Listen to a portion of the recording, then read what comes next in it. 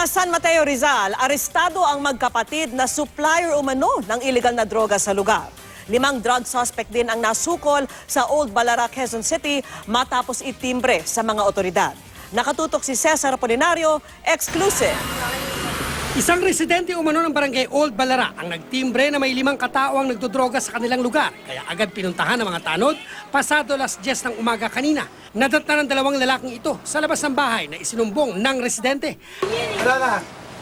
Agad kinatok ang bahay pero nakalak. Ang 3 kasama tumakbo raw pala, kaya hinabol ng mga tanod. Pero nakatakas? Ang 3 tumakbo, inabot ng mga rumisponde, kaya naaresto. Pati ang umano'y may-ari ng bahay, inaresto rin. Matapos galugarin ng target na bahay, na-recover ang lagpas sa 10 sachet na may hinihinalang shabu, ilang paraphernalia at isang sumpak. Isang kasama nila, sinabi, tinanong namin, imbestigahan namin kung saan siya kumukuha ng droga. So, Inaresto rin ang umano'y kinuhanan nila ng ipinagbabawal na gamot. Nasaan yung 3 pang kasama?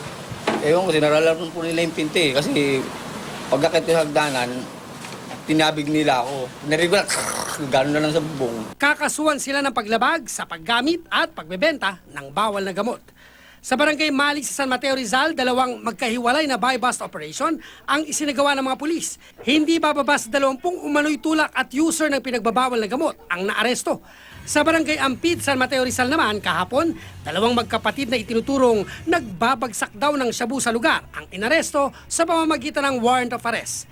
Nakilalang sina Roberto Macon Aquino at Rodel Aquino na nadakip sa kani-kanilang bahay.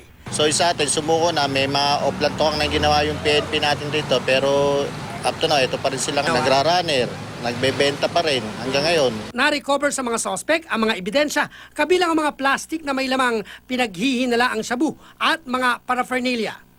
26 po na new watch list na kusang sumuko, sumama sa police station at ito ay nai-process.